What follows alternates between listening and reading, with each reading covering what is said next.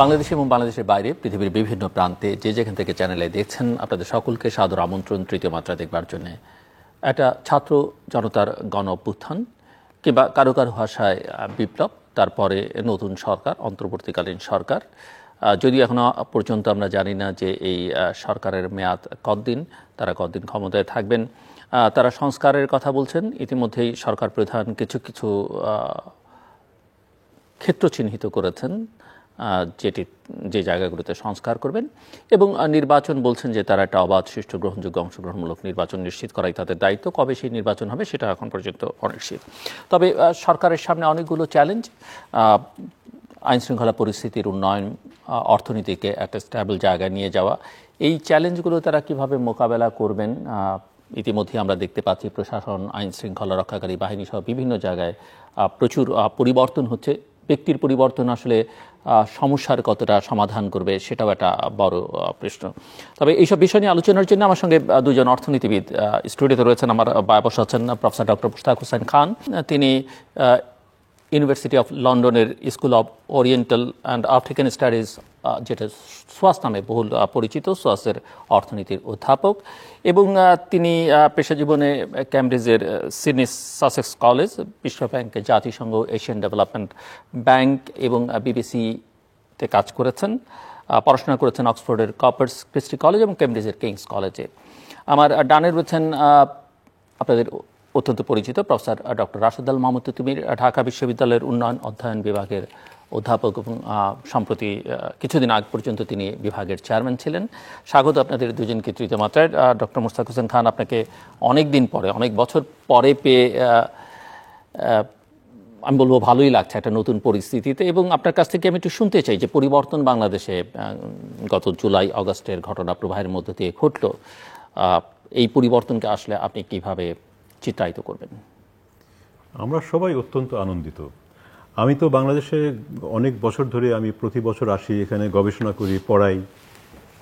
এই শেষ তৃতীয় খারাপ নির্বাচন হলো, এর আগে পিছনে আমি প্রথমবার শুনতে শুরু করলাম ছাত্রদের কাছ থেকে, সবার কাছ থেকে, যে এইটার পর আর কোনো নিয়মতান্ত্রিকভাবে সরকার পরিবর্তন সম্ভব না। আমি খুব আশ্চর্য হয়েছিলাম যে আমার ক্লাসে ছাত্ররা এরকমও কথা বলছিল যে আমাদের আরেকটা 15ই আগস্ট দরকার। আমি খুবই আশ্চর্য হয়েছিলাম। এবং তারা খোলামেলা এরকম কথা বলছিল যে আমাদের আর কোনো আশা নাই স্যার, আমরা বিদেশে যাব, কিভাবে বিদেশে যাওয়া যায়, কিভাবে আমি বিদেশে সেটেল করব। আমার খুব খারাপ লাগছিল। তো এই পরিস্থিতি থেকে হঠাৎ করে এই যে নৈরাশ্য, এই যে কোনো আশা নাই, বিদেশে যাব, চলে যাব, এখানে কিছু হবে না, ওখান থেকে যেই জিনিসটা আমরা হঠাৎ করে দেখলাম, যে বীরত্ব, যে উদ্যম, যে সাহসিকতা, যে জাতীয়তাবোধ, সেলফ স্যাক্রিফাইস, আমি যে কত খুশি হয়েছি একজন শিক্ষক হিসেবে যে এদেশের একটা ভবিষ্যৎ আমি দেখতে পাচ্ছি। এই প্রজন্মর একটা ভ্যাকসিনেশন হয়ে গেছে। এদেরকে আর কেউ ভুল বুঝিয়ে এদেরকে স্বৈরশাসন বা কিছু করতে পারবে না, যেটা তারা বলছে স্থায়ী আর স্থায়ীভাবে হবে না। কারণ আপনি চিন্তা করেন, এই যে প্রজন্ম, লক্ষ লক্ষ ছেলে মেয়ে রাস্তায় এসেছিল, তাদের কিন্তু ফাউন্ডিং মেমোরি থাকবে যে তাদের জীবনের যেটা সব থেকে গুরুত্বপূর্ণ স্মৃতি, যে তারা রাস্তায় ছিল এবং স্বৈরাচার তাদের উপরে গুলি চালিয়েছে, তারা হার মানে নাই, তারা জিতেছে। এটা যে কত বড় একটা সম্পদ আমাদের এখন দায়িত্ব হচ্ছে, সবাই যারা আমরা বুড়া হয়ে গেছি কাজ করতে করতে, গবেষণা করতে করতে, আমাদের যতটা সম্ভব এই প্রজন্মকে গড়ে তোলা এবং এদেরকে সহায়তা করা। কারণ এরা যে ভবিষ্যৎটা আনবে বাংলাদেশের জন্য, এটা গৌরবময় হবে, এটা আমার বিশ্বাস। এবং যে অন্তর্বর্তীকালীন সরকার দায়িত্ব নিল, এবং ইতিমধ্যেই যদিও জাতির উদ্দেশ্যে পরিষ্কার করে তারা এখনো বলেননি যে তারা আসলে কোন কোন জায়গায় কাজ করবেন, কতদিন থাকবেন, নির্বাচন কবে হবে, আপনি কি মনে করেন যে তাদের শুরুটা বা আজকে পর্যন্ত তাদের অ্যাক্টিভিটিস, আপনার অবজারভেশন কি? যেটা হয়েছিল গত 10-15 বছরে, একটা ক্ষমতার অতি কেন্দ্রীভবন হয়ে গেছিল। আমাদের আগে যখন গণতন্ত্র ছিল তখনও দুর্নীতি ছিল, তখনও অনিয়ম ছিল, কিন্তু একটা ভারসাম্য ছিল। দুটো বড় দল একজন আরেকজনকে চেক দিত। আস্তে আস্তে যেটা হলো যে একটা দল সব ক্ষমতার সংগ্রহ করলো, অন্য সব সংগঠন তারা ভেঙে দিল, অন্য সব সংগঠনের উপর তারা এমন ভয় ভীতি চাপালো যে এক ধরনের নতুন রাজনৈতিক বন্দোবস্ত তৈরি হলো। এবং সেই রাজনৈতিক বন্দোবস্ত, যেটা একটা কর্তৃত্ববাদী বন্দোবস্ত, এখানে যারা সুবিধা পাইল তারা হচ্ছে এক বড় ব্যবসায়ীর গোষ্ঠী। তো দুটো জিনিস একসঙ্গে হয়েছে। একটা হচ্ছে যে আমাদের যে মধ্যম শ্রেণীর যে এসএমই, যারা আসলে গ্রোথ জেনারেট করে, যেখানে সব থেকে বেশি কর্মসংস্থান হয়, যেখান থেকে আপনার অনেক রকমের উদ্যোগ আসে, এই সেক্টরটা প্রায় নিরাশ হয়ে গেল। এবং কিছু অনেক বড় ব্যবসায়ী যারা 12 বছরে 12 গুণ বেড়েছে এরকম কথা বলেছে, এরা কিন্তু একটা ডমিনেন্ট জায়গায় চলে আসলো। তো এই যে আপনার সম্পর্ক, একদিকে হচ্ছে বড় ব্যবসায়ী, আরেকদিকে হচ্ছে একচেটিয়া রাজনীতি, এর ফলে এক ধরনের উন্নয়ন হয়েছে যেটা খুবই কৃত্রিম, খুবই আনসাস্টেনেবল। এটা হচ্ছে আপনার বড় বড় আপনার অবকাঠামো তৈরি করে যেই 10 টাকার জিনিস 20 টাকায় বানিয়ে ওইটা ভাগাভাগি করে বিদেশে চলে গেছে, ব্যাংকগুলো ধসে গেছে, ব্যাংকের মানে নন পারফর্মিং লোনস মানে আকাশ সীমা পৌঁছায় গেছে, রিজার্ভস কমে গেছে। তো যদি এই ছাত্ররা আমাদেরকে এখান থেকে রেহাই না দিত, এমনিতেই কিন্তু দেশ এক পর্যায়ে গিয়ে ডিফল্ট করে আমরা দেউলিয়া হয়ে যেতাম।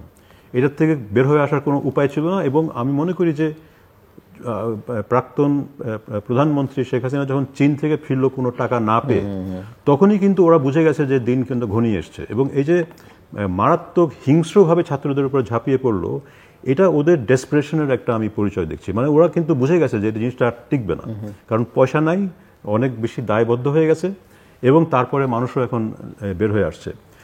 এখন সংকটটা হচ্ছে যে একদিকে আপনার একটা অসংগঠিত শক্তি, মানুষ একটা ধাক্কা দিয়ে একটা কর্তৃত্ববাদী সরকারকে ফেলে দিয়েছে, যেটা আগে অন্য কোনো দল পারে নাই করতে, কারণ এরা অসংগঠিত। এদেরকে সরকার বুঝতে পারেনি যে কোত্থেকে আসছে, কাকে ধরবে। সংগঠিত শক্তি যখন রাজনৈতিক দল এসছে, তাকে দমন করার মতন তার ব্যবস্থা ছিল। অসংগঠিত শক্তি দমন করার তার ব্যবস্থা ছিল না। কিন্তু এই অসংগঠিত শক্তি এখন করবেটা কি? এরা তো রাস্তায় থাকতে পারবে না। এদেরকে এখন আমাদের তাড়াতাড়ি সংগঠিত করতে হবে। নতুন দল হয়তো বেরোবে, নতুন ধরনের অর্থনৈতিক ব্যবস্থা বেরোবে, যেখানে এই যে এসএমই জাতীয় যারা ব্যবসায়ী আছে তারা শক্তিশালী হবে।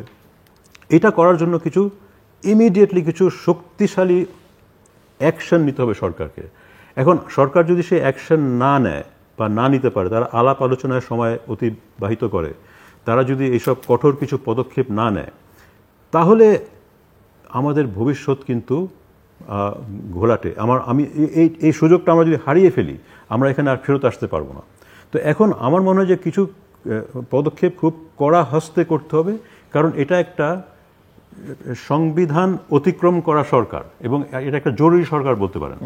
হ্যাঁ, এই জরুরি সরকারকে কিছু জরুরি আইন অর্ডিন্যান্স পাস করতে হবে, যেটাকে আপনাকে একেবারে ওই সব আইন সব কিছু ঠিক আছে না আপনি চিন্তা করতে পারবেন না। আপনাকে খুব এই জরুরি আইন, জরুরি অবস্থা, জরুরি সরকার এভাবে চিন্তা করতে হবে, এবং আপনাকে নতুন ফ্যাক্টস অন দ্য গ্রাউন্ড তৈরি করতে হবে, নতুন আপনাকে সংগঠন তৈরি করতে হবে, এবং পুরানা সংগঠনগুলোকে দুর্বল করতে হবে। সেটা যদি না করতে পারেন, এরা কিন্তু পিছন থেকে আবার তাদের টাকা পয়সা প্রভাব ব্যবহার করে কোনো না কোনোভাবে ফেরত চলে আসবে। তো আমি মনে করি কয়েকটা জিনিস খুবই গুরুত্বপূর্ণ। এক হচ্ছে, আমাদের এখন একটা খুবই সঙ্গীন ব্যাংকিং ক্রাইসিস চলছে।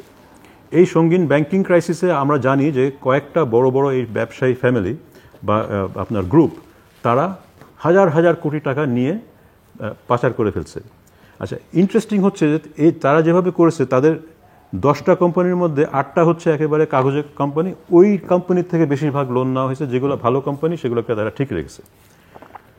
আপনি যদি নর্মাল প্রক্রিয়া যান যে এখন আমি লোন রিকভারি করব, আপনি ওই খারাপ কোম্পানিগুলোকে চেস করতে করতে আপনার 10 বছর চলে যাবে।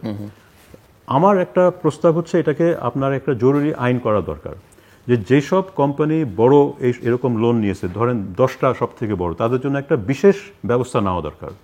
সেই বিশেষ ব্যবস্থাটা হবে যে একটা পর্যায়ে যদি বেশি লোন থাকে, আপনার কয়েক হাজার কোটি বা হোয়াটএভার, উপরের 10টাকে আপনাকে বলতে হবে আপনার যেগুলো ভালো কোম্পানি জি, সেগুলোকেও আমরা পর্যালোচনা করব এবং সেগুলো আমরা জাতীয়করণ করব না বা ভেঙে দেব না, বিক্রি করব না। আমরা যেটা করব সেটা হচ্ছে ওই কোম্পানিতে আপনার মালিকদের বেনিফিশিয়াল ওনারশিপের বেনামে বা নামে যে শেয়ারগুলো আছে এই শেয়ারগুলো দিয়ে আপনি লোন রিকভারি করব।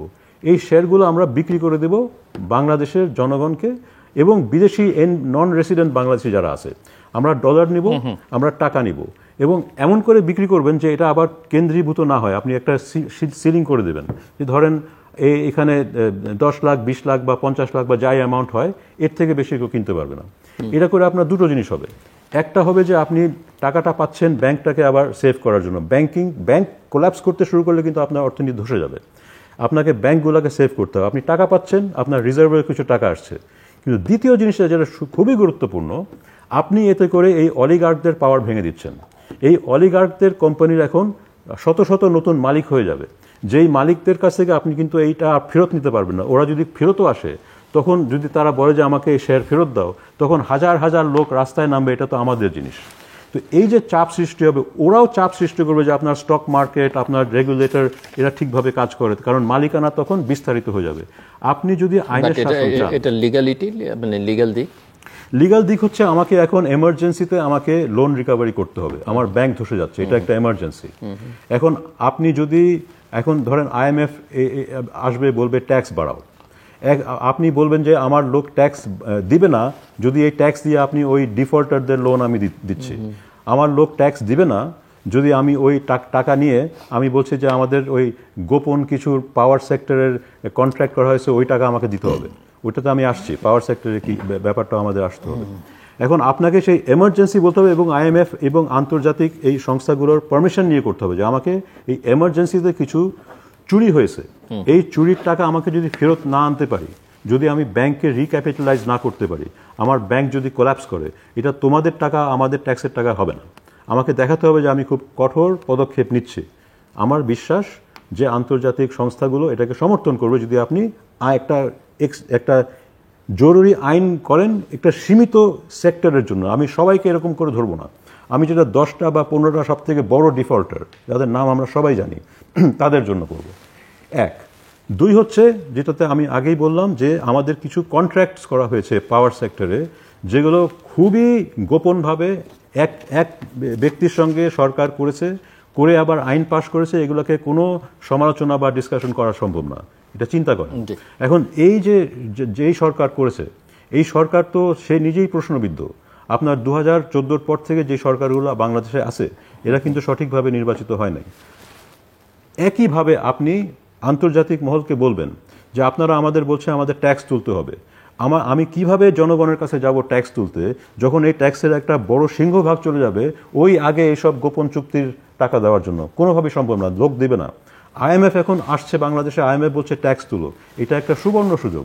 আমি বলবো যে আমি ট্যাক্স নিব, ট্যাক্স দিয়ে আমি আমার পাবলিক গুডস দিব, আমি কিন্তু এইসব চুরির টাকা আমি ফেরত দিব না। আপনি সমর্থন পাবেন। এবং আমাদের যেটা সবথেকে বড় এখানে সম্বল সেটা হচ্ছে যে প্রফেসর ইউনূসের একটা আন্তর্জাতিক সম্মান আছে। উনি যদি এসব কথা বলেন, মানুষে বলবে না এটা আপনি রাজনৈতিক কারণে আপনার শত্রুদের ধরার জন্য করছেন, এটা আমার অর্থনীতিকে রক্ষা করার জন্য করছি। এটা কোনো আর বিকল্প নয়, আমাকে অর্থনীতিকে রক্ষা করতে হবে। আমার রিজার্ভ নাই, আমার কোষাগারের টাকা নাই, আমার এসব দলিল তারা করে গেছে, সিক্রেট দলিল, হাজার হাজার কোটি টাকার যেই বিনিয়োগ করেছে সে 5 গুণ বিনিয়োগ নিয়ে গেছে, আরও এখন তাকে টাকা দিতে হবে। আদানির মতন কোম্পানির সঙ্গে আমরা গোপন ডিল করেছি যে অস্ট্রেলিয়া থেকে ঝাড়খণ্ডে কয়লা এনে, যেখানে আমার কোনো পাওয়ারের প্রয়োজন নাই, আমাকে বিক্রি করছে। এগুলোকে সব আপনাকে জরুরি আইনে বলতে হবে, অন্তত আমি এগুলোকে বন্ধ করে রাখলাম বা ক্যান্সেল করে দিলাম। এবং এটার জন্য জনমত আপনার ভারতেও আছে। ভারতেও অনেক প্রগতিশীল লোক কিন্তু এইসব কন্ট্রাক্ট নিয়ে একেবারে আশ্চর্য, এটা কিভাবে আপনি সই করলেন, এগুলো কিভাবে কেন সই করলেন। 2, তারপর হচ্ছে আমাদের যে টাকা বিদেশে চলে গেছে, আপনার পাচার হয়ে গেছে হুন্ডি টুন্ডি করে, এখন কিন্তু আন্তর্জাতিক আইন আছে বেনিফিশিয়াল ওনারশিপ লোকেট করার। আমাদের সেই এগেন আমাদের সেন্ট্রাল ব্যাংক যে গভর্নর উনি এইসব কথা বলেছেন অলরেডি, কিন্তু বললে হবে না, আপনাকে ইমিডিয়েট অ্যাকশন কাজে নামতে হবে। আপনি ইমিডিয়েটলি যোগাযোগ করেন এসব আন্তর্জাতিক যেসব সংস্থা আছে, এই অ্যাকাউন্টগুলোকে অন্তত আপনি সিজ করেন। আমরা টাকা পাই কি না পাই এটা পরের কথা, ওরা যাতে এটা না পায় আমাদের এটা সিগন্যাল করতে হবে। যেমন যখন ইউক্রেনের যুদ্ধ শুরু হলো, 2-1 মাসের মধ্যে কিন্তু এই যে রাশিয়ান অলিগার্কের সব টাকা বন্ধ হয়ে গেল। আমাদের এটা বন্ধ করা সম্ভব। এগেন, ডক্টর ইউনূসের মতন একজন স্বনামধন্য লোক, সে যদি এটা বলে করতে, আমার মনে হয় একটা ভালো চান্স আছে। এটা ভালো চান্স আছে যে দেখাই দেওয়ার যে ভাই তোমরা টাকা চুরি করছো, আমাদের পাইতে হয়তো সময় লাগবে, নাও পাইতে পারি, কিন্তু তোমরা এটাকে ভোগ করতে পারবা না, এটা ওখানে আটকা থাকবে। এই সিগন্যালটা যাইতে হবে যে যারা এরকম চুরি করে এটা পরে তারা বসে বসে খেতে পারবে না। আর চতুর্থ একটা জিনিস আমাদের করতে হবে। চতুর্থ জিনিস হচ্ছে যে আমাদের এই বাংলাদেশের সব থেকে বড় স্ট্র্যাটেজিক সম্পদ, যেমন অনেক দেশে আপনার তেল গ্যাস থাকে, ওই তেল গ্যাসের টাকা নিয়ে সরকার একটা কর্তৃত্ববাদী একটা সরকার তৈরি করতে পারে, কারণ ওই টাকা দিয়ে তখন তারা পুলিশ প্রশাসন সবাইকে কিনে নেয়, দমন নীতি করে। আমাদের তেল গ্যাস নাই, কিন্তু আমাদের আরেকটা জিনিস আছে যেটা ব্যবহার করে কর্তৃত্ববাদ এখানে চলে আসে, সেটা হচ্ছে আমাদের ভৌগোলিক অবস্থান। এই যে ভৌগোলিক অবস্থান, আমরা এমন একটা স্ট্র্যাটেজিক জায়গায় আছি, এই স্ট্র্যাটেজিক জায়গায় ভারত, চীন আর মার্কিন যুক্তরাষ্ট্র এখন ক্রমশ তাদের সংঘর্ষ এবং লড়াই তীব্রতর হচ্ছে এবং আরও হবে, এবং ভবিষ্যতে আরও বেশি হবে। তো এই স্ট্র্যাটেজিক জায়গাটার জন্য তারা অজস্র টাকা খরচ করতে রাজি আছে এবং তারা করছে। এবং এই কারণে আমি মানে বাইরের বন্ধুদের যখন বলি, তারা বিশ্বাস করতে পারে না যে আমার দেশের নির্বাচনের আগে নির্বাচনের প্রার্থীরা বলে আমি ভারতের প্রার্থী, তারা ভারতে চলে যায় তার নমিনেশন ঠিক করার জন্য। এটা কেন হয়? এটা হয় কারণ হচ্ছে যে একটা পার্শ্ববর্তী দেশ, এবং এটা অন্য দেশও হয়তো করছে, আমি শুধু ভারতের কথা বলছি না, তারা আমার লোকেদেরকে নিয়ন্ত্রণ করার জন্য অজস্র টাকা খরচ করতে রাজি আছে। তো আমার এই চতুর্থ প্রস্তাব হচ্ছে যেটা ইমিডিয়েটলি করা দরকার, আমাদের একটা এখানে আইন করে দেওয়া দরকার এবং পরবর্তী সংসদে এটাকে একেবারে কনস্টিটিউশনাল পজিশন দেওয়া দরকার যে বাংলাদেশের যে কোনো সরকার যে কোনো ট্রিটি করবে এটা একেবারে স্বচ্ছ হতে হবে, জনগণের সামনে প্রত্যেকটা পাতা এটা থাকতে হবে, জনগণ ডিসকাস করবে, সে সংসদেই হোক বাইরে হোক, এবং গুরুত্বপূর্ণ চুক্তি এটা আপনাকে গণভোটের মাধ্যমে করতে হবে। আমার যদি এটা স্বচ্ছ থাকে তাহলে কিন্তু এইসব গণ্ডগোল হবে না, কারণ যেসব দেশ অনেক জটিল জটিল আপনার যুদ্ধ করে, তারা গোপন ট্রিটি করতে চায়। আমরা তো কিছু করছি না, আমরা তো কাউকে দখল করতে চাই না, আমরা কোনো দেশ দখল করতে চাই না, আমরা কেন গোপন ট্রিটি করব? আমাদের ট্রিটি স্বচ্ছ হবে। যদি স্বচ্ছ হয় তাহলে আমাদের যেটা দেখি যে আমরা একটা দেশকে অনেক কিছু দিয়ে দিচ্ছি, কিছু পাচ্ছি না, তখন এটা কেন? আসলে তো পাচ্ছি, আমরা পাচ্ছি না, কোনো একটা ব্যক্তি, কোনো একটা দল, কোনো একটা সাংসদ পাচ্ছে, এই জন্যই আমরা পাচ্ছি না, ওরা কিন্তু পাচ্ছে। তো যখনই আমরা দেখবো একটা চুক্তি আসছে যেটাতে বাংলাদেশ দিচ্ছে কিন্তু কিছু পাচ্ছে না, আমাদের সন্দেহ হওয়া উচিত যে না, এটা আমরা করব না, তার মানে আপনারা গোপনে কিছু পাচ্ছেন, ওই যেটা পাচ্ছেন ওটা দিয়ে আমাদের উপরে দমন করবেন। তো এই চারটা জিনিস আমার মনে হয় একে ইমিডিয়েটলি কিন্তু এই অন্তর্বর্তীকালীন সরকার করতে পারে। এবং যেটা আপনি মেয়াদের কথা শুরুতেই বলছেন যে কতদিন থাকবে, এটা কিন্তু ভুল প্রশ্ন। তারা যদি ইমিডিয়েটলি দেখায় যে আমরা এইসব কাজ করতে পারছি, আমরা ডেলিভার করতে পারছি, আমরা সময় ক্ষেপণ করছি না, তাহলে করতে পারলে কিন্তু তাদের মেয়াদ মানুষের আরো বাড়াইবে, কারণ আর একটু কিছু করে যান। কিন্তু তারা যদি কিছু না করে তার মেয়াদ কিন্তু সীমিত হয়ে যাবে। প্রফেসর তিতুমীর, একটু আপনার কাছে কিছু শুনতে চাই। 10-12 দিন হলো সরকারের বয়স, বোঝা যাচ্ছে যে তাদের প্রায়োরিটিটা কি, এবং যেটা প্রফেসর খান বলছেন যে ডেলিভার করতে পারা, তারা কি ডেলিভার করতে পারছেন কিনা? ডেলিভার করতে পারলে তিনি দেখেন যে মানুষ চাইবে এই সরকার টিকে থাকুক, মানুষের ত্যক্ত অভিজ্ঞতা আছে অতীতের সরকারগুলোর ব্যাপারে, কিন্তু ডেলিভার করতে না পারলে মেয়াদকাল যা আছে বা যা ভাবছেন তার চেয়ে তো কমে আসতে পারে। যে আপনাকে প্রথমে আমি ধন্যবাদ দিতে চাই, কারণ হচ্ছে যে এটা একটা ব্যক্তিগত বিষয়।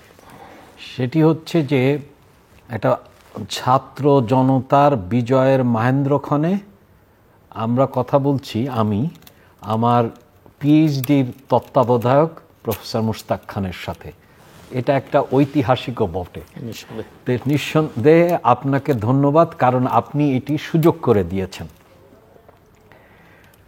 আমি তার কাজের বিষয় হচ্ছে প্রতিষ্ঠান। তো প্রতিষ্ঠানের মধ্যে একটা হচ্ছে অনানুষ্ঠানিক প্রতিষ্ঠান, যেটা হচ্ছে রীতি রেওয়াজ। তো তার কথা ধরে, যেহেতু আমাদের এখানে মুরব্বীদের সম্মান করতে হয়, এটাও একটা রীতি রেওয়াজ, তা সেই ধরেই আমি যে কথাগুলো বলবো, এটা আমি যে বিষয়ে পিএইচডি করেছিলাম, অর্থাৎ কৃষি, সেইটা দিয়ে উদাহরণগুলো দেব। এটা একটা সম্মানের বিষয়। এবং তার কথায় যে বিষয়টি খুব স্পষ্ট, সেটি হচ্ছে যে প্রায়োগিক সমাধান হতে হবে এবং তা হতে হবে জরুরি ভিত্তিতে। এখন বাংলাদেশের কৃষিতে আমরা যদি চিন্তা করি, আমাদের সবচেয়ে বেশি ফসল হয় হচ্ছে আপনার বোরো মৌসুমে, যেটা নভেম্বর থেকে শুরু হবে। এবং আপনি খেয়াল করেন এই মৌসুমে কিন্তু আমাদের পুরোটাই নির্ভর করে সেচ। এটা যেহেতু আউশ বা আমন না যে আপনার বৃষ্টির পানি বা নদীর পানি দিয়ে হবে, এবং এই বোরো মৌসুমেই কিন্তু আমাদের কৃষির 60% হয়। এটা করতে গেলে আমাদের দরকার হচ্ছে সার। তো এখন সার আমাদের সাধারণত বাংলাদেশে দরকার হয় 65 লাখ টন। এখন আমি যতদূর জানি, কারণ তথ্য তো আমরা বিশ্বাস করতে পারি না, কারণ সব বানানো তথ্য, তারপরেও মোটা দাগে বলা যায় যে 16 লাখ টন সার আছে। তো এটা নভেম্বর নাগাদ গেলে কিন্তু 9 লাখ টনে এসে যাবে। আর আপনার বোরো মৌসুমে লাগবে 40 লাখ টন। গত 1 মাসে কিন্তু কোনো ক্রয় কমিটির মিটিং হয়নি। আবার আমরা এও জানি যে সার যে সমস্ত রাষ্ট্র থেকে আনা হয়, যেমন সৌদি আরব, ইউনাইটেড আরব আমিরাত, মরক্কো বা বেলারুশ, এদের কাছে কিন্তু 3000 কোটি টাকা পাওনা আছে। তাহলে এটা তো তাড়াতাড়ি আমাদেরকে ওইখানে যেতে হবে যে আমরা কিভাবে সার নিশ্চিত করব। কারণ সারটা নিশ্চিত না হলে কিন্তু আপনার 60% হবে।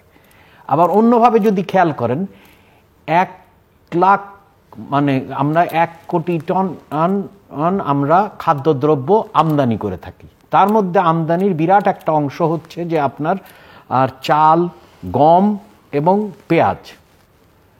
এর অধিকাংশই কিন্তু আমরা আমদানি করে থাকি হচ্ছে ভারত থেকে। যদিও সাবেক সরকার বলতো যে তাদের সাথে বিশেষ সম্পর্ক আছে, কিন্তু তাদের সময় কিন্তু রপ্তানি বন্ধ করা হয় এবং কতকগুলো রাষ্ট্রকে বিশেষ কোটা দেওয়া হয়। সেই কোটায় কিন্তু বাংলাদেশ ছিল না যাদেরকে। তাইলে আমাদেরকে আসলে কোত্থেকে আমরা এই গম, কারণ আমাদের যে গম আমরা খাই সেটা কিন্তু একটা লাল এবং কম দামের গম। তো এইটা নিয়েও কিন্তু আমি কোনো আওয়াজ শুনছি না, কারণ এটা তো একেবারে জরুরি দরকার। কারণ খাদ্য নিরাপত্তা খুবই দরকার। আপনার কৃষি হচ্ছে কমতে কমতে জাতীয় আয়ের তারপরেও বিরাট একটা অংশ এবং অধিকাংশ মানুষ নিয়োজিত। তাহলে আবার তার সাথে আপনি যদি চিন্তা করেন যে এই যে ওষুধ আমদানি কমানোর কারণে কিন্তু কাঁচামাল এখানে আসেনি, যার কারণ যখন আমাদের এই দেখানো হচ্ছিল যে চলতি আয়ের ভারসাম্য কমিয়ে আনার জন্য, তখন কিন্তু আমদানিকে আপনার কমানো হয়েছিল, যার ফলে কিন্তু কাঁচামাল আসেনি। এবং আমাদের ঔষধ ক্ষেত্র এইখানে যেটা আমাদের এক ধরনের স্বনির্ভরতা আছে বা বাংলাদেশে, সেখানে কিন্তু কাঁচামাল আসেনি। তার মানে হচ্ছে যে আমাদেরকে চিন্তা করতে হবে, এবং চিন্তা করার জন্যে বসে থাকলে কিন্তু হবে না। এই আলোচনাটা কিন্তু আমরা এখনো লক্ষ্য করিনি যে কৃষির ক্ষেত্রে আমরা কিভাবে বোরো মৌসুমকে দেখব, বা আমদানির ক্ষেত্রে বিশেষ করে চাল, গম, এটা কি করব। কারণ চাল, গম তো আপনার রাশিয়া এবং ইউক্রেন থেকে আসতো। তাহলে এটার আর কি, বা হচ্ছে যে চালের ক্ষেত্রে ভারত নির্ভরতা ছিল, সেই ক্ষেত্রে আমার বিকল্প কি, এবং সেটা তো আপনাকে রেখে নেই। আপনার মনে আছে অতীতে কিন্তু তত্ত্বাবধায়ক সরকারের অনেকগুলো সংকটের একটা সংকট ছিল হচ্ছে সার সংকট, আপনি যদি মনে করেন। তো সেই জন্য আমার কাছে মনে হয় যে প্রায়োগিক সমাধানের দিকে যাবে। যেমন কেন্দ্রীয় ব্যাংকের, যেমন আমি প্রফেসর মুশতাক খানের ধরে মানে এই পরম্পরায় বলি যে আমাদের যিনি গভর্নর হয়েছেন তিনি IMF-এর সৌদি আরবে প্রতিনিধি ছিলেন, রেসিডেন্ট রিপ্রেজেন্টেটিভ, আবাসিক প্রতিনিধি ছিলেন। ইসলামী ব্যাংক, কারণ বাংলাদেশের যে ব্যাংকগুলোর মধ্যে সংকট দেখা দিয়েছে তার মধ্যে বিরাট একটা অংশ কিন্তু ইসলামী ব্যাংক, এবং সেইখানে আল রাজিদের একটা বিরাট অংশ ছিল, সেটা তারা নিয়ে গেছে। যেটা হচ্ছে যে আপনাকে তো ওই অংশ দিয়ে, কারণ অর্থনীতিকে কিন্তু চালু রাখতে হবে, এটা কিন্তু ভয় নয়, কর্মমুখী করতে হবে। আপনি যখনই যদি এই অলিগার্কের মধ্যেও কিন্তু যেটা ফাংশন করছে, তা উনি যেহেতু ছিলেন, মানে আমি খুব প্রায়োগিক কায়দায় বলছি, তাহলে তো আল রাজি, যেটা এখন ওয়াকফ হয়ে গেছে, কারণ ওরা তো সেই ব্যাংক যদি আমাদের এখানগুলোর শেয়ারগুলো কিনে নেয়, তাহলে কিন্তু ক্যাপিটাল ইনজেকশন হচ্ছে, ডলার ইনজেকশন হচ্ছে। মানে আমার মূল বক্তব্য হচ্ছে যে কথামালা বা বা হচ্ছে যে মিথ্যার যে বেসাতি বাংলাদেশে বিদ্যমান ছিল, সেটা কিন্তু আপামর জনগণ সহ্য করবে না। আপামর জনগণ চায় যে আমাদের প্রায়োগিক সমাধানের দিকে যাবে। কারণ এবং এটাও চায় যে আমরা তো জানি যে আপনার মুরগি কিন্তু পাখি, কিন্তু মুরগিকে উড়তে দেখতে চায় না, তাই না? হাঁসও পাখি, হাঁসকে কিন্তু উড়তে দেখতে চায় না। আবার সেই হাঁস সোনার ডিম পারুক সেটাও দেখতে চায় না।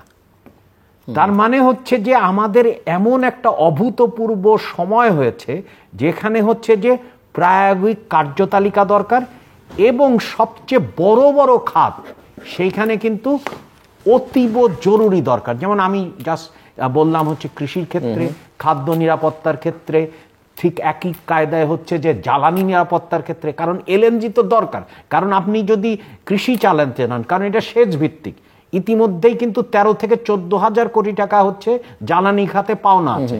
কিন্তু সেখানে আপনাকে দেখতে হবে যে পাওনাটা কিন্তু ফরেনসিক অডিট করতে হবে। এখন ক্যাপাসিটি চার্জ যদি আপনার পাওনা হয় তাহলে তো হবে না, এবং আইন করাটা কিন্তু কঠিন না।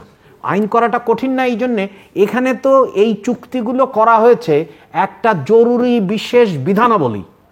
তো সেই সরকার যদি জরুরি বিশেষ বিধানাবলী করে, তাহলে এই সরকারের তো আরো সেটা জরুরি করা যায়। তার মানে আমরা কিন্তু কোনো প্রেসিডেন্ট তৈরি করছি না। মানে আপনাকে, আমার একটাই বক্তব্য, সেটা হচ্ছে যে প্রায়োগিক সমাধান, এবং আপনাকে কিন্তু কোনোটা আবিষ্কার করতে হচ্ছে না। এইটা যত তাড়াতাড়ি মাথায় আসবে তত দ্রুত আপনার সরকারের সার্থকতা আসবে।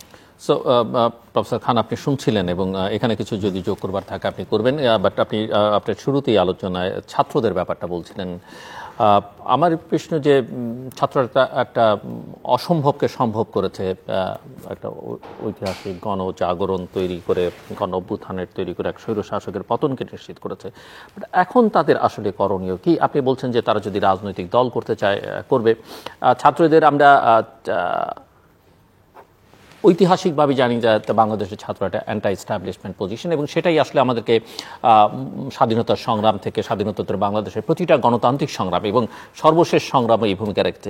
তারা যদি এস্টাবলিশমেন্টের পার্ট হয় বা সরকারের অংশ হয়, সেটা আসলে কিভাবে? এখন তাদের দ্বৈত সত্তা দেখছি যে তারা রাজপথে প্রেশার গ্রুপ হিসেবে কাজ করছে, সরকারও তাদের অংশীদারিত্ব আছে।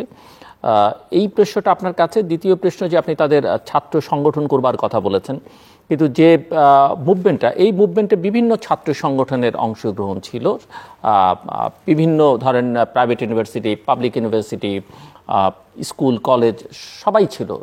কিন্তু এই ছাত্র সংগঠন করা বা এই জায়গায় সবাইকে পাওয়া যাবে কি না, মানে তারা আসলে সকলের প্রতিনিধিত্ব, যেটা আপনি বলছিলেন যে তাদের ফর্মাল কোনো লিডারশিপ ছিল না, যেই কারণে এটা সরকারের পক্ষে আইডেন্টিফাই করা সম্ভব হয়নি, সহজ হয়নি। এবং এই যে আপনি এই যে বড় বড় ব্যবসায়ী গোষ্ঠীগুলোর কথা বলছিলেন, তারা বিভিন্ন রাজনৈতিক দলকে বিভিন্ন সময়ে সাপোর্ট দিয়েছে নানাভাবে, নিজেরাও লুটপাট করেছে, এবং যে কারণে শেখ হাসিনা সরকার আসলে ক্ষমতায় থাকতে তিনি যতটা চাইছিলেন তার সঙ্গে তার সাঙ্গপাঙ্গরা আরও বেশি করে চেয়েছেন যে উনি না থাকলে তো আমাদের সব যাবে। তো সেই জায়গায় এই নতুন ছাত্রদেরকে বা তারা যদি সংগঠন করে, কারা তাদেরকে সমর্থন করবে? সেখানে যারা বিএনপি সমর্থক আছে, আওয়ামী লীগের সমর্থক আছে, অন্যান্য দলের, তাদের কি আপনি মনে করেন কিনা যে তারা তাদের অবস্থান পরিবর্তন করে গিয়ে ছাত্র পক্ষে যাবে? একটু বড় প্রশ্ন। প্রথমে আমি আসি এই অর্থনীতির কিছুটা শেষ করি। সেটা হচ্ছে যে যেই সব উন্নয়নশীল দেশে আপনি ওই উন্নত দেশের টেক্সট বুকের অর্থনীতির এটা কাজ করে না। কারণ হচ্ছে এখানে বেশিরভাগ সমস্যাই হচ্ছে আপনার ইনফর্মাল ব্যবস্থা এবং চুরির কারণে। ধরেন আমার যদি রিজার্ভে টাকা আসছে না এই কারণে যে টাকা পাচার হয়ে যাচ্ছে, বা আমরা এক্সপোর্টে ওভার ইনভয়েসিং, আন্ডার ইনভয়েসিং করছি, ইম্পোর্টে ওভার ইনভয়েসিং, আন্ডার ইনভয়েসিং করছি, আমরা হুন্ডিতে পাঠাচ্ছি, এই সমস্যা আপনি এক্সচেঞ্জ রেট দিয়ে ঠিক করতে পারবেন না। কারণ যেই লোক চুরি করে টাকা পাঠাচ্ছে সে 120 টাকায় 125 টাকা দিবে, সে 130 টাকায় 135 টাকা দিবে, 150 টাকায় সে 155 টাকা দিবে, কারণ এটা চুরির টাকা। আপনি চুরির টাকার আউটফ্লোকে কোনোদিনও এক্সচেঞ্জ রেট দিয়ে থামাতে পারবেন না। কিন্তু আপনি যদি বৈধ একটা অর্থনীতি হতো যে সবাই সব টাকা বৈধ, সব টাকা ট্যাক্সড, তখন যখন আপনার এক্সচেঞ্জ রেট শিফট করে আমি ভাববো যে না, আমি আর এখন ইম্পোর্টেড জিনিস কিনবো না, কারণ এটার দাম খুব বেড়ে গেছে। কিন্তু চুরির টাকা সেটা হয় না। তো সে কারণে আমরা দেখি যে যেরকম শ্রীলঙ্কা বা পাকিস্তানে একবার যখন এক্সচেঞ্জ রেট ধসতে শুরু করে 100 থেকে 300 হয়ে যেতে পারে, যেটা পাকিস্তানে শ্রীলঙ্কায় হয়েছে। আমাদের সৌভাগ্য যে আমরা মাত্র 84-85 থেকে আমরা 120-এর কাছাকাছি আসছি। আমরা যদি এখন মনে করি যে 120 থেকে 150 করলে আমাদের আবার রিজার্ভ আসতে হবে, ভুল, এটা হবে না। সমস্যাটা সেখানে না, সমস্যাটা হচ্ছে আমাদের চুরিটাকে থামাতে হবে এবং যারা চুরি করছে তাদের থেকে টাকাটা ফেরত আনতে হবে, তাহলেই ঠিক হয়ে যাবে। আর আমাদের মতন দেশে আমরা যেগুলো এক্সপোর্ট করি এটার বেশিরভাগ উপাদান কিন্তু আমাদের ইম্পোর্ট করতে হয়। অর্থাৎ আপনি যদি সব কিছু ইম্পোর্ট করে তারপরে খালি লেবারটাকে লাগায় আবার এক্সপোর্ট করেন, তাহলে এক্সচেঞ্জ রেটকে কমায় আপনার কিন্তু কম্পিটিটিভনেস বাড়বে না। কারণ আপনি এক্সচেঞ্জ রেট চেঞ্জ করলে আপনি যদি গার্মেন্টস সেক্টর দেখেন, গার্মেন্টস সেক্টরের সব ট্রেড কিন্তু ডলারে ফিক্সড। আমি যেটা বিক্রি করছি সেটা ডলারে আমি দাম পাচ্ছি, যেটা আমি কিনছি সেটা ডলারে দাম পাচ্ছি। আমার এক্সচেঞ্জ রেট ডিভ্যালু করলে আমার লাভটা কি হচ্ছে, শুধু আমার শ্রমের পার্টটা ডলারে কমছে, কিন্তু সেটাও খুবই সাময়িক। কারণ যেই শ্রমিক সেও কিন্তু যেই খাদ্য কিনছে সেটা ডলারে ফিক্সড, অর্থাৎ তারও দাম 2 দিন পরে বেড়ে যাবে, সে আন্দোলন করে তার মজুরি বাড়াই দেবে। তার মানে 3 মাস পরে আমার ডিভ্যালুয়েশনের কোনো লাভই নাই, আমার কম্পিটিটিভনেস একটাও বাড়ে নাই। সো এরকম আমাদের মতন দেশে ডিভ্যালুয়েশন না আমাদের ট্রেড ব্যালেন্সকে ইমপ্রুভ করবে, না আমার ক্যাপিটাল ব্যালেন্সকে ইমপ্রুভ করবে। আমার দরকার হচ্ছে আসল জায়গাটা যাওয়া। আমার কম্পিটিটিভনেস বাড়াতে হলে আমাকে প্রোডাক্টিভিটি বাড়াতে হবে, এক্সচেঞ্জ রেট দিয়ে হবে না। আমাকে যদি রিজার্ভসের টাকা আনতে আমাকে চুরি থামাইতে হবে। তো এখন আমাদের ডেঞ্জারটা হচ্ছে আমরা একেবারে স্ট্যান্ডার্ড IMF প্রেসক্রিপশনে যাতে আমরা চলে না যাই। আসলে সমস্যাটা আমাদের বুঝতে হবে, এবং যেখানে আমি IMF-এর সঙ্গে আছি সেটা হচ্ছে যে আমাদের রিজার্ভস বাড়াতে হবে, আমার এক্সপোর্ট বাড়াতে হবে, কিন্তু পদ্ধতিটা আমাদের এক্সচেঞ্জ রেট ইন্টারেস্ট রেট দিয়ে হবে না, কারণ এখানে ওই ইনস্ট্রুমেন্টগুলো সেভাবে কাজ করে না। এটা আমাদের অর্থনীতিবিদদের বুঝতে হবে, এবং বিজনেস সেক্টর সবাই এটা জানে যে এটা করে কোনো লাভ নাই। সিমিলারলি আপনার যখন ইনফ্লেশন হচ্ছে, আপনার মূল্যস্ফীতি হচ্ছে, এটাকে আপনি ইন্টারেস্ট রেট বাড়ায় এটাকে আপনি কন্ট্রোল করতে পারবেন না, কারণ এটা তো সেই কারণে হচ্ছে না। এটা কেন হচ্ছে যে আপনি এই যে সব চুক্তিগুলো করছেন, পাওয়ার কন্ট্রাক্ট, এই কন্ট্রাক্ট, সেই কন্ট্রাক্ট, এগুলো এখন টাকা দিতে পারছেন না। আপনি টাকা দিতে পারছেন, আপনি টাকা ছাপাচ্ছেন, আপনি টাকা ছাপায় সেগুলোকে দিচ্ছেন। তো আপনি ইন্টারেস্ট রেট বাড়ায় তো কিছু হবে না, আপনাকে ওই চুক্তিগুলোকে ক্যান্সেল করলে আপনার ইনফ্লেশন কমে যাবে। সো এই যে ব্যাপারগুলো, যে আসলে যে তিতুমির যে বলছিল যে আমাদের গোড়াতে যেতে হবে, প্রবলেমটা কোথায়? প্রবলেমটা হচ্ছে আমার ইনফ্লেশন হচ্ছে কারণ আমি টাকা ছাপাচ্ছি। কেন ছাপাচ্ছি? কারণ আমাকে ওই যে চুরির টাকাটা ফেরত দিতে হচ্ছে। সবচেয়ে ভালো সমাধান হচ্ছে চুরির টাকা ফেরত দিব না ভাই, ওইটা ক্যান্সেল। তাহলে আপনার অলরেডি আপনার ইনফ্লেশন কমে আসবে। আপনাকে ইন্টারেস্ট রেট বাড়ালে আপনার ভালো ব্যবসাগুলো বন্ধ হয়ে যাবে, কারণ এই ইন্টারেস্ট রেটে আপনার ভালো ব্যবসা চলবে না। আচ্ছা, এখন আসি আপনার ছাত্রদের প্রশ্নে। দেখেন, ছাত্ররা যৌথ হয়েছে, এক জায়গায় এসছে একটা মানে অসাধারণ জাতীয় সংকটের কারণে। ছাত্র বলেন, জনগণ বলেন, সমাজ বলেন, আমরা তো সবসময় এক মঞ্চে থাকবো না, এটা তো স্বাভাবিক না। ছাত্রদের মধ্যে কেউ ইসলামী রাজনীতি করে, কেউ জাতীয়তাবাদী রাজনীতি করে, কেউ প্রগতিশীল রাজনীতি করে, কেউ কমিউনিস্ট রাজনীতি করে, এবং তারা সেটা করবে। কথাটা হচ্ছে যেই সংস্কারটা প্রয়োজন সেখানে, যে ছাত্ররাই বলছে এখন যে আমরা তো সবাই এক রাজনীতি করবো না, এটা তো দরকার না, এটা তো নর্মাল না। যেটা দরকার সেটা হচ্ছে যে ছাত্র সংগঠনগুলোকে যেভাবে বিকৃত করা হয়েছিল, যে এগুলো পেটোয়া বাহিনী বানানো হয়েছিল, যে উপর থেকে টাকা আসতো, অস্ত্র আসতো, ছাত্র রাজনীতি কি, যাও একে পিটাও, ওকে পিটাও। তো ছাত্ররা তো এটা চায় না। তো এটা থামানোর ওরাই সমাধান দিচ্ছে। ওই সমাধানগুলো ভালো, যে আমরা ছাত্র সংগঠন করব। ধরেন আমি প্রগতিশীল, কমিউনিস্ট, মার্কসিস্ট যাই করতে চাই, সেটা আমার ছাত্র সংগঠন, কিন্তু আমি কোনো বাইরের দলের সঙ্গে আমার সংযোগ থাকবে না, বা ওই রকম সংযোগ থাকবে না যে সে অনুমতি দেবে যে একে প্রেসিডেন্ট বানাও, একে এই করো। সে টাকা দেবে না, সে এখানে অস্ত্র দেবে না, সে নিয়ন্ত্রণ করবে না। কিন্তু আমি আমার কমিউনিস্ট আন্দোলন করব আমার ছাত্র জীবনে, বা জাতীয়তাবাদী করব, বা প্রগতিশীল করব, বা যাই করব। এটা তো আপনি বলতে পারবেন না যে আপনি রাজনীতি করতে পারবেন না। ছাত্র তো রাজনীতি করবেই, কিন্তু ওই রাজনীতিটাকে একটা একটা বিশুদ্ধ রাজনীতি হতে হবে। এটা টাকা পয়সা অস্ত্রের রাজনীতি না। এটা হতে হবে আমরা যেমন এখানে আমরা তর্ক করছি, আলাপ আলোচনা করছি, এটা তারা করবে, তারা ডিবেট করবে, তারা প্রস্তাব দিবে, তারা শিখবে কিভাবে সাংসদ হতে হয়, তারা শিখবে কিভাবে ব্যবসা চালাতে হয়। এটা কিভাবে শিখবে যদি খোলামেলা বিভিন্ন ধারার রাজনীতি না থাকে? ছাত্ররা এটাই চাচ্ছে। তো ছাত্ররা তো যেটা চাচ্ছে এটা একেবারে সংযুক্ত। এখন আমার কথা হচ্ছে যে এই মুহূর্তে আমাদের যে প্রতিষ্ঠিত যেগুলো শক্তি ছিল, যারা এতটা ক্ষতি করেছে এই দেশের, বড় ব্যবসায়ী, বড় রাজনীতিবিদ, তারা কিন্তু এখনো কিন্তু সম্পূর্ণ পরাজিত হয় নাই। তারা কিছুটা হয়তো দমিত হয়ে আছে। এখন আমার যেহেতু এখন পর্যন্ত অন্য বিকল্প প্রতিষ্ঠিত কোনো অর্গানাইজেশন নাই, আমার কোনো সংস্থা নাই, সংস্থাপন নাই, কোনো প্রতিষ্ঠান নাই ওদেরকে কাউন্টার করার জন্য, যতদিন ছাত্র জনতা রাস্তায় থাকে এটা আপনার আমার নিরাপত্তার জন্য ভালো। মানুষে বলতে পারে এটা নৈরাজ্য হচ্ছে, এই হচ্ছে, সে হচ্ছে, না, এরা হচ্ছে আমাদের গ্যারান্টি। এবং এরা, আমি চাবো যে এরা রাস্তায় থাকবে, এরা সচেতন থাকবে এবং এরা ইউনাইটেড থাকবে। এই এক্সট্রিম সিচুয়েশনে এরা ইউনাইটেড থাকবে। তাদের মধ্যে কে প্রগতিশীল, কে ইসলামিক, কে মার্কসিস্ট, এটা এখন করার সময় না। এখন হচ্ছে জাতীয়তার বোধে বাংলাদেশি হিসেবে, বাংলাদেশি নাগরিক হিসেবে সবাই একত্রিত থাকবে, যাতে করে এই যে ক্রিটিক্যাল কিছু রিফর্ম, যেগুলো আমরা আগেই বললাম, এই ক্রিটিক্যাল কিছু রিফর্ম করতেই হবে। এবং এটার বাধাটা আসবে কোত্থেকে? ওই সুপ্ত গোপন ভিতরে যেসব শক্তিগুলো আছে সেগুলোকে ঠেকানোর জন্য এটা যথেষ্ট। এরা যখন পিছনে আসে, এদের ব্যবহার করে আমাদের যে ইউনূস সাহেব বা আমাদের যে সব উপদেষ্টা বা মন্ত্রী, কি বলবেন আমি জানি না, উপদেষ্টা, হ্যাঁ, আসলে তো মন্ত্রী, কারণ এটা একটা এক্সট্রিম সরকার, এটা একটা জরুরি সরকার, এটা কোনো অন্তর্বর্তী কেয়ারটেকার গভর্নমেন্ট না। যাই হোক, এটা অন্য প্রশ্ন।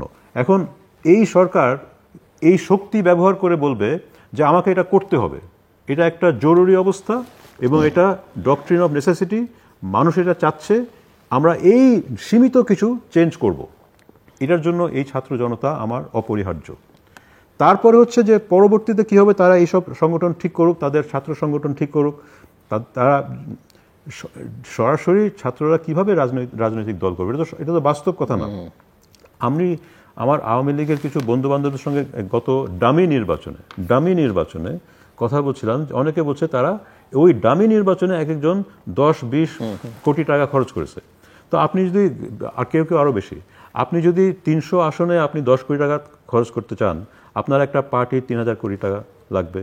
তো ছাত্ররা এখানে 3000 কোটি টাকা। আমাদের সমস্যা হচ্ছে যে আমাদের রাজনীতি করতে হলে আপনাকে কালো টাকা দরকার। লেটস বি ফ্র্যাঙ্ক, হ্যাঁ, আমাদের এখানে ওরকম কোনো ব্যবসায়ী প্রতিষ্ঠান নাই যার সব টাকা ট্যাক্সড।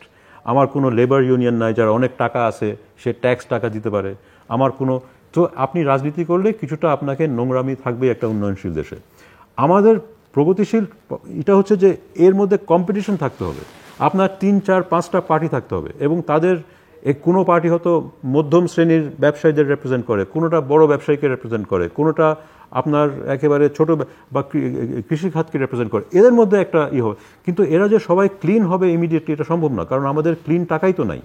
কোনো ব্যবসায়ী আছে যে বলতে পারবে আমি এত টাকা দিব, এটা সব ট্যাক্সড নাই। তো আপনি যার কাছ থেকেই টাকা নেবেন, আপনার টাকা একটু গন্ধ থাকবে। এবং ছাত্ররা এই গন্ধময় এই নোংরা রাজনীতিতে ইমিডিয়েটলি ঝাঁপিয়ে আসা তাদের জন্য ঠিক হবে না। তারা পার্টি করতে হলে তাকে টাকা তুলতে হবে, তখনই তো আপনার গন্ডগোল শুরু হবে। আমি চাই ছাত্ররা শিক্ষায় থাকবে, তারা ভালো ক্লিন সংগঠন থাকবে, কিন্তু এই মুহূর্তে তাদের একটা রাজনৈতিক ভূমিকা আছে এবং সেটা আমাদের নিজের সেলফিশ স্বার্থে তাদেরকে এটা আমাদের করতে দিতে হবে, কারণ এটা ছাড়া আর কোনো শক্তি নাই এখন আমাদের হাতে। তারা যেটা করছে এটা অপরিহার্য, এটা একটা ডক্ট্রিন অফ নেসেসিটি এবং তারা যেটা করছে সেটা দেশের জন্য ভালো। ডক্টর তিতুমির, আপনি শুনছিলেন এবং প্রফেসর খান তার শুরুর আলোচনায় তার যে 4টে বিষয় তিনি তুলে এনেছেন, তার মধ্যে একটা ছিল, শেষ পয়েন্টটা ছিল যে ভারত, চীন এবং যুক্তরাষ্ট্র এবং তারা তাদের মধ্যে রাইভালরি এবং ভবিষ্যতে তারা কি করতে পারে সেরকম একটা আশঙ্কা। সেই জায়গায় বাংলাদেশ কিভাবে আসলে প্লে করবে বলে আপনি মনে করেন? যে আপনার প্রশ্নটা খুব জরুরি, কিন্তু আমাদের যেটা চিন্তা করতে হবে যে জরুরি পরিস্থিতিতে তাদের সাথে আমাদের কি কৌশল হবে সেটি কিন্তু প্রশ্ন। এমনি অবশ্যই আমার একটা মধ্যমেয়াদী এবং দীর্ঘমেয়াদী বিষয় থাকবে। আপনি যদি সেইটাকে একটা উদাহরণ দিয়ে দেখেন, আমাদের কোভিড কাল ছিল, মানে এই কথাটা কিন্তু এখনো আমাদের মধ্যে যারা কথা বলছেন বা উপদেষ্টা পরিষদে আছেন তাদের মধ্যে অনেকেই এই বিষয়টা জানেন, কিন্তু আলোচনায় আসছে না যে এমন কি প্রয়োজনীয় পণ্যও কিন্তু ভূ রাজনৈতিক শিকার হতে পারে এবং ভূ রাজনৈতিকও বটে।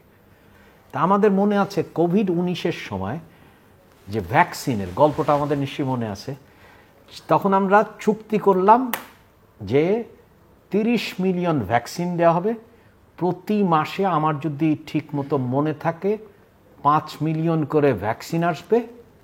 কিন্তু হঠাৎ করে দেখলাম যে ভ্যাকসিন কিছুদিন পরে ভারত বন্ধ করে দিল। আমরা কিন্তু 15 মিলিয়নের টাকাও দিয়ে দিয়েছি এবং একটা বিশেষ গোষ্ঠীতন্ত্র প্রতিনিধিত্বকারী একটি সংস্থা যার প্রধান এখন মানে জেলে অবস্থান করছেন, দেওয়া হলো। 7 মিলিয়ন ভ্যাকসিন আসার পরেই বন্ধ হয়ে গেল। তবে ওই সরকার আরো 3 মিলিয়ন, যদি পরিসংখ্যানের তো অনেক সময় ঘাটতি আছে, তো 10 মিলিয়ন আমরা কিন্তু ওই সিরাম ইনস্টিটিউটের ভ্যাকসিন পেয়েছি। কিন্তু আমাদের নির্ভরতা কিন্তু তখন ওই রকম পর্যায়ে। তখন আমাদেরকে উদ্ধারপ্রাপ্ত হয়েছে ফাইজার, জনসন এবং মডার্নার ভ্যাকসিন আসলো, সেইটা মনে হয় আপনার 39 মিলিয়ন মনে হয়। আর আসলো হচ্ছে চীনের আপনার হচ্ছে 155 মিলিয়ন আসলো হচ্ছে মনে হয় সিনোভ্যাকের। তাহলে খেয়াল করেন সবচেয়ে জরুরি সময়, কারণ বন্ধুত্বের প্রকাশ কখন, যখন আপনার সবচেয়ে বড় প্রয়োজন, তখন কি হলো, তখন আপনার কিন্তু রপ্তানি বন্ধ হয়ে গেল। আমাদের যে পররাষ্ট্র মন্ত্রণালয় এখন যেভাবে চিন্তা করছে, একটা তো হচ্ছে যে আপনার বড় কথা আছে বা হচ্ছে প্রচারণার মানে মিডিয়া হাইপ আছে, বিশেষ করে ভারতে। কিন্তু আপনাকে দেখতে হবে যে এমনকি নিত্য প্রয়োজনীয় পণ্য আপনাকে কিন্তু বন্ধু মিত্র বোঝা দরকার। এটা কিন্তু খুবই প্রায়োগিক দিক। যেমন আমি কিছুক্ষণ আগে কৃষির উদাহরণের ক্ষেত্রে যে আমার রাশিয়া ইউক্রেন, তাহলে আমি কোথায় যাব, বা ভারত যদি বন্ধ করে তাহলে তো হচ্ছে যে নেপালেরও উদাহরণ আছে জ্বালানি তেলের বন্ধের। তাই না, আমাকে কিন্তু এই বিষয়গুলো নিয়ে এখনই কিন্তু মানে আমার কিন্তু রিয়াক্টিভ যে ফরেন পলিসি হলে তো চলবে না, আমাকে কিন্তু প্রপোজিশনাল ইমিডিয়েট নিড যেগুলো আপনাকে চিন্তা করতে হবে। তো সেই জন্য যেহেতু আমাদের কোভিডের ওই উদাহরণ আছে, তাহলে আমরা দেখলাম যে মার্কিন যুক্তরাষ্ট্র এবং চীন কিন্তু পরে এসে আমাদেরকে উদ্ধার করলো। এবং আবার এমনও হয়েছে, সেটার সাথে আমি বলছি না যে সিরাম ইনস্টিটিউটের কোনো যোগসাধ্য আছে, কারণ অ্যাস্ট্রাজেনেকার ভ্যাকসিন নিয়েও এখন প্রশ্ন হচ্ছে, সেটা অন্য বিষয়। কিন্তু প্রশ্নটা হচ্ছে যে আপনার জরুরি মুহূর্তে আপনাকে দেখতে হবে যে কোন প্রতিবেশী আমাকে তার মানে কৌশল, জরুরি পরিস্থিতির কৌশলগুলো চেষ্টা করতে হবে। যেমন প্রফেসর মুশতাক খান কিছুক্ষণ আগেই একটা উদাহরণ দিচ্ছিলেন, IMF এর সাথে আমি কোনটা মানব আর কোনটা মানব না। মানে হচ্ছে যে IMF কে যেহেতু আমাদের প্রফেসর ইউনুসের হচ্ছে গ্রহণযোগ্যতা এতটাই পর্যায়ে, যে কারণে কিন্তু জাতিসংঘ আসছে এবং আন্তর্জাতিকভাবে তদন্ত হবে, তাহলে প্রফেসর ইউনুসের এই বড় রকমের গ্রহণযোগ্যতাকে কাজে লাগিয়ে আমরা IMF এর কাছ থেকে কতকগুলো বিষয়ের আন্তর্জাতিক আপনার একটা কনসেন্ট পাবো যে আমরা এইগুলো করছি এবং এইগুলোতে তোমরা সহযোগিতা করো, বিশেষ করে আইনি, সেটা হচ্ছে অর্থ পাচারের ক্ষেত্রে, অথবা হচ্ছে যে আপনার বিশেষ করে ক্রেডিট রেটিং এজেন্সিগুলো যে আমাদের ক্রেডিট রেটিংগুলো ডাউনগ্রেড করেছে, যার কারণে ফরেন ডাইরেক্ট ইনভেস্টমেন্ট, বিদেশি বিনিয়োগ একের পরে হচ্ছে। তো এইগুলোতে করব, কিন্তু আমাদেরকে কিন্তু কৌশলী হতে হবে। কারণ আমরা অতীতেই লক্ষ্য করেছি, যেটা উনি বলেছেন, যে বাংলাদেশের অর্থনীতির যে নীতি কাঠামো, বিশেষ করে আমরা যেটাকে বলি মুদ্রানীতি এবং অনেক অংশেই ফিসক্যাল পলিসি, দুটোরই এটা কিন্তু ক্ষমতার বখরা ভাগাভাগি মূল কারণ। ক্ষমতার মাধ্যমে বখরা ভাগাভাগি, সেটা কিন্তু মূল কারণ।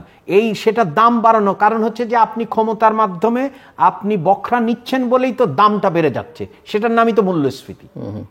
এই যে কারণ, তাহলে IMF এর সাথে আমাদের কিন্তু কৌশলী হতে হবে যে আমরা আসলে কিভাবে দর কষাকষি করব এবং কোনটুকু তার গ্রহণ করব, কোনটুকু তার গ্রহণ করব না। এরকম আমাদের বহুত নজির আছে, যেমন মালয়েশিয়ার ক্ষেত্রে আমরা লক্ষ্য করেছি যে মাহাথির মোহাম্মদ কোন পদ্ধতি দিয়ে গিয়েছিলেন আর অন্যরা কোন পদ্ধতি দিয়ে। তার মানে হচ্ছে যে আমাদের আজকের দুজনের মূল বক্তব্য হচ্ছে একটাই, প্রায়োগিক সমাধান দিতে হবে এবং সেই প্রায়োগিক সমাধান আপনার খেরো খাতাতে থাকতে হবে এবং প্রতিদিন টিক দিতে হবে যে এই কাজটা কি আমি আজকে করেছি কিনা। মানে মানে উড়লে হবে না, আপনার মাটিতে পা থাকতে হবে এবং সেই লোকগুলো করতে হবে যারা আসলে এই জিনিসগুলো বাস্তবায়িত করতে হয়। আর একটা জিনিস আপনি যে আলোচনাটা করেছেন, যেটা আমি প্রফেসর মুশতাক খান পলিটিক্যাল সেটেলমেন্ট বা রাজনৈতিক বন্দোবস্ত নিয়ে কাজ করেছেন, ওইটাকে আমি ব্যবহার করে আমার মতো আবার এক্সটেন্ড করেছি। সেখানে একটা কথা বলার চেষ্টা করেছি যে পাবলিক সোসাইটি মানে এই সমস্ত জায়গায় কাজ করে না কেন, কারণ হচ্ছে যে ক্ষমতার মধ্যক শ্রেণী মানে অধিকাংশ জনগণ যারা আপনার মিডিয়ান পপুলেশন, তাদের হাতে কোনোদিনই ক্ষমতা থাকে না, যার ফলে তারা কাজ করতে পারে না। এখন যেহেতু এটার অ্যাবসেন্স আছে, কিন্তু এক ধরনের এরা তো মধ্যবর্তী শ্রেণী থেকেই আসছে ছাত্ররা, এরাই একমাত্র জবাবদিহিতা নিশ্চিত করতে পারে। কারণ বিদেশি আপনার যে সিভিল সোসাইটি কিন্তু ম্যানুফ্যাকচার করা যায় না। আমাদের দেশে এখানে একটা বড় সমস্যা দেখা দিয়েছে যে আমাদের একটা রাজনীতি ছিল, রাজনীতিটাকে কালো টাকা ধরে ফেলেছে, তারপরে এসে একটা আমরা ম্যানুফ্যাকচার করার চেষ্টা করেছি সিভিল সোসাইটি। কিন্তু আমরা দেখলাম যে এই যে অসংগঠিত লোকরা এর একটা পাবলিক সোসাইটি হিসেবে রাষ্ট্রকে জবাবদিহিতা করতে হচ্ছে। কিন্তু তার সাথে সাথে আবার ভুলে গেলে চলবে না যে বারবার মোহ তৈরি করা হবে যাতে করে তারা আবার লেজুর বৃত্তি করে রাজনৈতিক দলের। এটা কিন্তু খুবই ক্ষতিকর। এবং তার সাথে সাথে দেখতে হবে যে প্রতিষ্ঠানগুলো মোটামুটি বেঁচে আছে বা জিয়ে আছে তাকে কিন্তু কাজ করতে দিতে হবে। কারণ আপনার যদি ব্লগার বা অন্যরা যদি মনে করেন সামরিক বাহিনীকে নিয়ে এমন একটা পর্যায়ে নিয়ে যায় যেটা কিন্তু প্রতিষ্ঠান হিসাবে তার যে ভূমিকা তারা রাখছেন সেটা কিন্তু প্রশংসনীয় এবং সারা পৃথিবীতে প্রশংসা করা হচ্ছে, যেমন প্রফেসর ইউনূসকে করা হচ্ছে তেমনি। কারণ এটা তো আপনার কোনো সংবিধানের কায়দায় কিন্তু এটা আসেনি, কিন্তু তারা কিন্তু সেইটা রেখেছেন। তারা কিন্তু মঈন ফখরুদ্দিনের ১-১১ পথে হাঁটেননি। তো এইগুলো কিন্তু খুব পরিষ্কার থাকতে হবে। মানে আমরা একটাই কথা বলতে চাই যে সবগুলোর সমাধান আছে এবং এই সমাধানগুলোকে আপনাকে বিরাট কোথা থেকে আবিষ্কার করতে হবে না।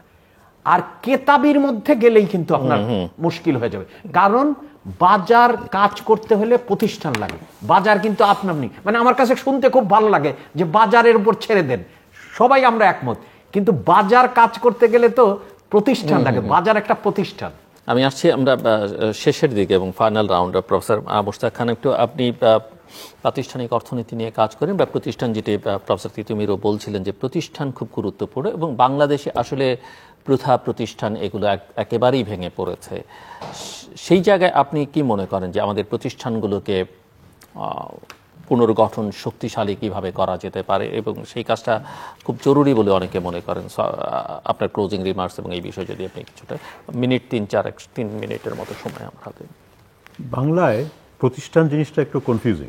হ্যাঁ, আমরা ইংরেজিতে একটা ডিস্টিংশন করি ইনস্টিটিউশন। ইনস্টিটিউশন মানে অর্থনীতির হিসেবে নিয়ম কানুন, আর অর্গানাইজেশন হচ্ছে প্রতিষ্ঠান। এখন আপনি যদি ইনস্টিটিউশনাল ইকোনমিক্স বুঝতে চেষ্টা করেন, এটার কিন্তু ইনস্টিটিউশন আর অর্গানাইজেশনের ইন্টারাকশন। অর্গানাইজেশন হচ্ছে যেমন আপনার একটা সংবাদ সংস্থা, একটা ব্যাংক, একটা পুলিশ, এরা হচ্ছে সংস্থা, অর্গানাইজেশন। আর প্রতিষ্ঠান হচ্ছে যে নিয়ম কানুন দ্বারা তারা পরিচালিত হয়। এখন যদি সংস্থাগুলো নিয়ম না মানতে চায় তাহলে আপনার নিয়ম কানুনগুলো ফেল করবে। তা আমাদের ইনস্টিটিউশন ফেল করেছে ইন দ্য সেন্স অফ নিয়ম কানুন ফেল করেছে, কারণ আমার সংস্থাগুলো নিয়ম কানুন মানতে চায় না। এখন নিয়ম কানুন মানানোর জন্য যেটা প্রয়োজন আপনার, সেটা হচ্ছে যে আপনার ক্ষমতা কেন্দ্রীভূত হতে পারে না, আপনাকে ক্ষমতাটাকে বিস্তারিত করতে হবে। আপনার অনেকগুলো সংস্থা দরকার, অনেকগুলো প্রতিষ্ঠান দরকার। একটা পার্টি হলে হবে না, আপনার 3টা পার্টি 4টা পার্টি দরকার। আপনার 2-3টা বড় ব্যবসায়ী হলে হবে না, আপনার হাজার হাজার মধ্যম সাইজের ব্যবসায়ী দরকার। যখন 90-এর দশকে এবং মানে আপ টু দ্য 2000s বাংলাদেশকে বলা হতো ভারতের থেকে ভালো করছে। কেন ভালো করছে? আমাদের এখানে কর্মসংস্থান বেশি হচ্ছে, আমাদের এখানে মহিলারা চাকরি বেশি পাচ্ছে। কেন পাচ্ছিল? ওই যে মডেলটা ছিল যে আমাদের চালিকা শক্তি ছিল এই এসএমই সেক্টর। শুরু হয়েছিল কিন্তু গার্মেন্টস ইন্ডাস্ট্রি এসএমই সাইজ। এই যে 4000 মতন আমাদের গার্মেন্টস ফ্যাক্টরি কর্মসংস্থান সৃষ্টি করছে, প্রতিযোগিতা হচ্ছে, হ্যাঁ, এইটাই কিন্তু আমাদের চালিকা শক্তি, যেটা ভারতে ছিল না। ভারতে ছিল বড় বড় ব্যবসায়ী আর নিচে সবাই অতি দরিদ্র। ওদের মনে হচ্ছিল অনেক উন্নত, আসলে কিন্তু একটা ভঙ্গুর একটা অর্থনীতি। আমরা দুর্ভাগ্যবশত এই আওয়ামী শাসনে ভারতের মতন দেখতে হয়ে গেছি। আমাদের যেটা হয়েছে যে আমাদের উপরে বড় বড় ব্যবসা হয়েছে, অনেক ঝাঁকঝমক, ওদের বিদেশি বাড়িঘর হয়েছে, মধ্যমটা ভেঙে গেছে, গরিব থেকে গেছে। আমাদেরকে এটাকে রিসেট করতে হবে, আমাদেরকে ওই বড়গুলাকে সাইজ করতে হবে। ওগুলা আমাদের প্রয়োজন নাই অ্যাকচুয়ালি। আপনি একটা বিশাল ফ্যাক্টরিতে হাজার হাজার কোটি টাকার পুঁজি, 5000 লোক চাকরি করতেছে, এটা আমাদের প্রয়োজন নেই। দু একটা থাকুক। আমাদের যেটা ড্রাইভিং হবে, আমাদের এই কম্পোনেন্টস ইন্ডাস্ট্রি, ইলেকট্রনিক কম্পোনেন্টস, সেই আপনার ফুড ইন্ডাস্ট্রি, চায়নাতে যেরকম হয়েছে, এসএমই গ্রোথ করতে হবে। এটার জন্য এক হচ্ছে আপনাকে প্রথমে ওই বড় বড়গুলোকে, আপনার যেটা বললাম আগে, শেয়ারগুলোকে বিক্রি করে এটাকে একটা ডেমোক্রেটাইজ করেন। তারপরে কিছু পলিসি নিয়ে আসেন। আমরা কিভাবে চায়না থেকে শিখবো এইসব এসএমই কিভাবে প্রযুক্তিগতভাবে তারা কম্পিটিটিভ হয়, এটাতে আমাদের অনেকের অনেক কাজ আছে, এটা প্র্যাকটিক্যালি করতে হবে। এগুলো আপনি শুরু করে দেন। ইউনূস সাহেব কিন্তু ছোট ব্যবসায় বিশ্বাস করেন, কিন্তু একেবারেই ক্ষুদ্র না, একেবারেই মাইক্রো না। যেটা হচ্ছে ড্রাইভিং ফোর্স, সেটা হচ্ছে মাঝখানে। এই মাঝখানটাকে আমাদের যে শক্তি করলে আমাদের কর্মসংস্থান হবে, রুল অফ ল স্ট্রং হবে, প্রতিযোগিতা বাড়বে। আমরা ওই বাংলাদেশে ফিরে যাব যেই বাংলাদেশ থেকে মানুষে বলতো এটা ভারতের থেকে ভালো। এখন আমরা ভারতের মতন হয়ে গেছি, আমাদেরকে আবার সরে আসতে হবে। প্রফেসর তিতুমির খুব ছোট্ট করে জি আমি জাস্ট দুটো বিষয় বলবো। একটা একটু প্রথমে হাস্যরসের। হ্যাঁ, বাংলার যেমন শব্দের অভাব আছে, অনেক দেশেরই শব্দের অভাব আছে। যেমন হচ্ছে যে পলিটিক বললে পলিসিও বলে, পলিটিক্সও বলে ফরাসি দেশে। আমরা সেটা মানে আপনি নিঃসন্দেহে বলেছেন যে অর্গানাইজেশন এবং ইনস্টিটিউশনকে আমরা করে ফেলি। তা আমাদের এখন যেটা দরকার সেটাই হচ্ছে যে শৃঙ্খলা আনা এবং বাজারে সংকেত যাওয়া যে এখানে আসলে শৃঙ্খলা আনা হচ্ছে এবং যে কাজগুলো করা হচ্ছে সেটা কৃষকের জন্য, সেটা ক্ষুদ্র এবং মাঝারি ইসের জন্য এবং গোষ্ঠীতন্ত্রকে ভেঙে ফেলার জন্য। আবার একই সাথে মনে রাখতে হবে যে আমার যেন সংস্কার কর্মসূচি এমন না হয়ে যায় যেটি আসলে মনে রাখতে হবে যে এটা কিন্তু প্রকৃত অর্থেই রাজনৈতিক কর্মসূচি। সেই রাজনৈতিক কর্মসূচি কিন্তু রাজনৈতিক প্রক্রিয়ার মধ্যে দিয়ে যেতে হবে। তা না হলে কিন্তু যেটা হবে, রাজনৈতিক দলের সাথে কিন্তু একটা বিযুক্তি ঘটবে। আর বিযুক্তি যদি ঘটে তখন কিন্তু আরও অনেকগুলো, যেখানে আমরা একেবারেই অর্থনীতি খাদে চলে এসেছে, তারপরে হচ্ছে যে প্রতিষ্ঠানগুলো ভেঙে চুরমার হয়ে গেছে, সেই জায়গায় বিশেষ করে প্রলম্বিত মূল্যস্ফীতির কারণে মধ্যবিত্ত ভাঙনের মাধ্যমে দরিদ্র বেড়ে যাচ্ছে, একটা পুরা দুঃশাসন চলছে।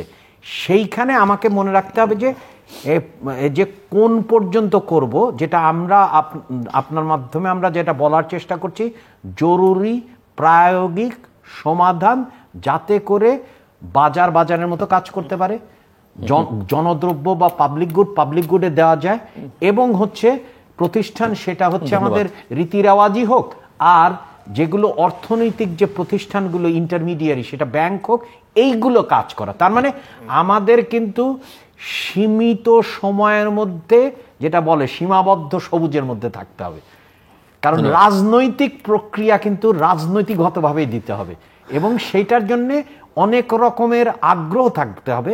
অবশ্যই অবাধ এবং নিরপেক্ষ নির্বাচনের পরিবেশ তৈরি করে তার মাধ্যমে করতে হবে, কিন্তু তার আগে পরিবেশ তৈরি করার জন্য যেটুকু রাজনৈতিক সংস্কার দরকার সেই দিকেই যেতে হবে। দর্শক, অনুষ্ঠানের শেষ প্রান্তে আমরা সামাজিক যোগাযোগ মাধ্যম ফেসবুক, এক্স এবং ইউটিউবে তৃতীয় মাত্রা আপনারা দেখতে পারেন। লাইভ স্ট্রিম হচ্ছে এবং টেলিভিশনের পর্দায় দেখতে না পারলে যে কোনো সময় যে কোনো স্থান থেকে ইউটিউবে রীতিমতো চ্যানেলটি সাবস্ক্রাইব করেই পর্ব বা পুরোনো পর্বগুলো আপনারা দেখতে পারেন। প্রফেসর ডক্টর রাশেদ মাহমুদ তিতুমীর এবং প্রফেসর ডক্টর মুশতাক হোসেন খান, অসংখ্য ধন্যবাদ এই আলোচনা অংশ নেবার জন্য। দর্শক, আমরা অতিথিরা বলছিলেন এবং আমরা সবাই জানি যে আমাদের সমাজ এবং রাষ্ট্রের ভারসাম্যটা নষ্ট হয়ে গেছে, প্রথা প্রতিষ্ঠান সব কিছুকে ধ্বংস করে ফেলা হয়েছে।